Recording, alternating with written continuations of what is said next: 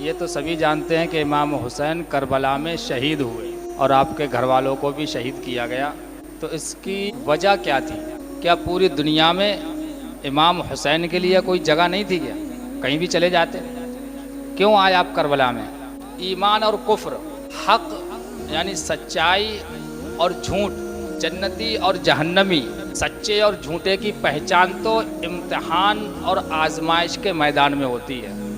سچا کون ہے، جھوٹا کون ہے، یہ امتحان آئے گا تبھی پتہ چلے گا۔ اور ہر شخص کا امتحان اس کی عظمت و بزرگی کی حیثیت سے ہوتا ہے۔ پہلے کلاس میں اگر بچہ پڑھتا ہے تو اس کو ویسا ہی اس کا پیپر ہوگا، ہائی اسکول کا اس کے حساب سے ہوگا، انٹر کا اس کے حساب سے ہوگا۔ تو جو آدمی جیسا ہے، جیسا اس کا مرتبہ ہے، جیسی اس کی عزت ہے، ویسا ہی اس کا امتحان بھی ہے۔ جس قدر اس کا دین و ایمان بلند و بالا ہوگا، جس قدر وہ دین میں مضبوط ہوگا، ایمان میں زیادہ پختہ ہوگا، اسی قدر اس کا امتحان بھی بڑا سخت اور دشوار ہوگا۔ رسول اللہ صلی اللہ تعالیٰ علیہ وسلم فرماتے ہیں کہ سب سے زیادہ سخت امتحان انبیاء کرام جو اللہ کے نبی ہوئے ہیں ان پہ سب سے زیادہ آزمائش آئی ہیں، اور اس کے بعد صالحین یعنی جو نیک اللہ کے ولی ہیں ان پر۔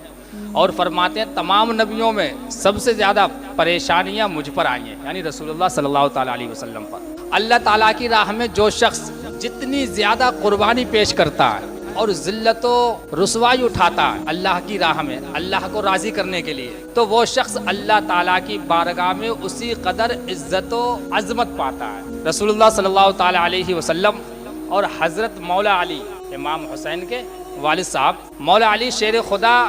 اور حضرت فاطمہ رضی اللہ تعالی عنہا کی مرضی ہوئی کہ میرے پیارے بیٹے امام حسین رضی اللہ تعالی عنہ کا امتحان اور ان کی آزمائش عظیم اور سخت ہو، تاکہ مقام میں شہادت بھی عظیم اور بلند و بالا ہو، یعنی جتنی آزمائش سخت ہوگی اتنا ہی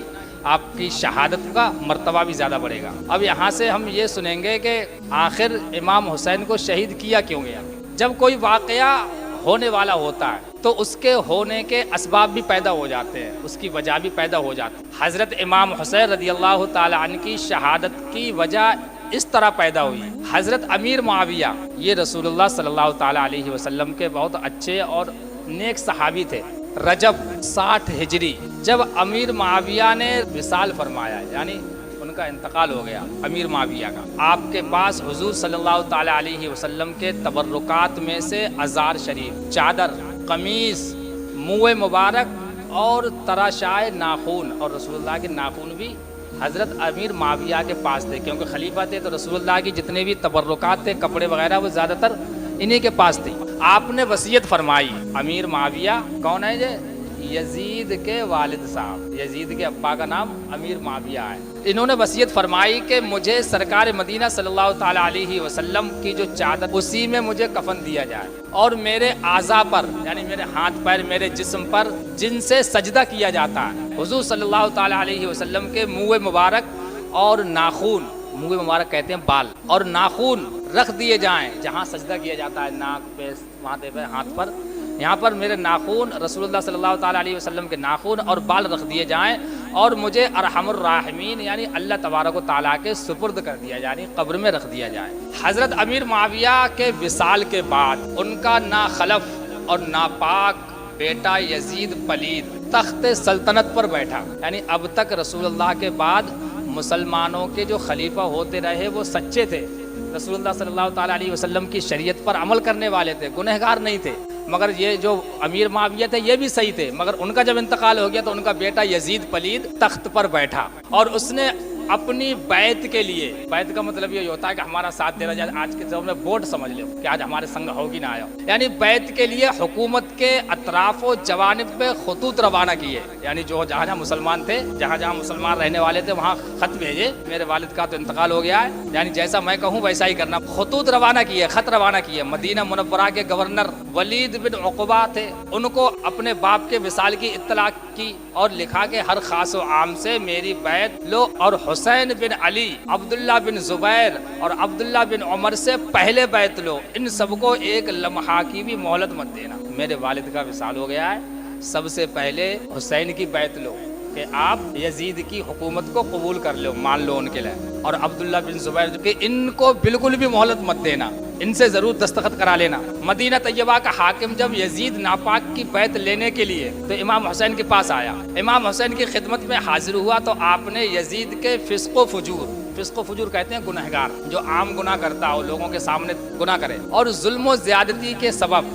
ظلم بھی کرتا تھا، ناجائز ستاتا بھی تھا، لوگوں کے حق بھی مارتا تھا، ظلم کی وجہ سے اس کی بیعت سے انکار فرما دیا امام حسین نے کہ میں اس کی بیعت نہیں کروں گا، اس کے علاوہ جو صحیح ہو اس کی بیعت میں کرنے کے لیے تیار ہوں۔ حضرت امام حسین رضی اللہ تعالی عنہ جانتے تھے کہ یزید کی بیعت کا انکار اس کے غصہ کا سبب بنے گا، اگر میں اس کی بیعت سے انکار کر دوں گا تو غصہ تو ضرور ہوگا وہ، اور یزید میری جان کا دشمن اور خون کا پیاسا ہو جائے گا، امام حسین جانتے تھے۔ لیکن حضرت امام حسین نے تقوی و دیانت داری نے، یعنی آپ کی ایمانداری نے اجازت نہیں دی کہ اپنی جان کی خاطر، اپنی جان کی وجہ سے نا اہل کے ہاتھ پر بیعت کر لوں، یعنی یہ اس کا حقدار نہیں ہے۔ نا اہل کا مطلب ہوتا ہے اس کا حقدار نہیں ہے، یہ بیعت کے لائق نہیں ہے، یہ حکومت کرنے کے لائق نہیں ہے، تو میں صرف اپنی جان بچانے کی خاطر ہاں میں ہاں ملا دوں، اور مسلمان کی تباہی اور دین و شریعت کی بے حرمتی کی پرواہ نہ کریں اپنی جان کی خاطر۔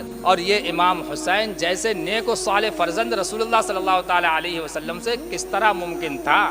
کہ اپنی جان بچانے کی خاطر اس کی ہاں میں ہاں ملا دیتے۔ اگر امام حسین اس وقت یزید ناپاک کی بیعت کر لیتے، ہاں میں ہاں ملا دیتے، بیعت کر لیتے، تو یزید آپ کی بہت قدر و منزلت کرتا، یعنی بہت عزت کرتا،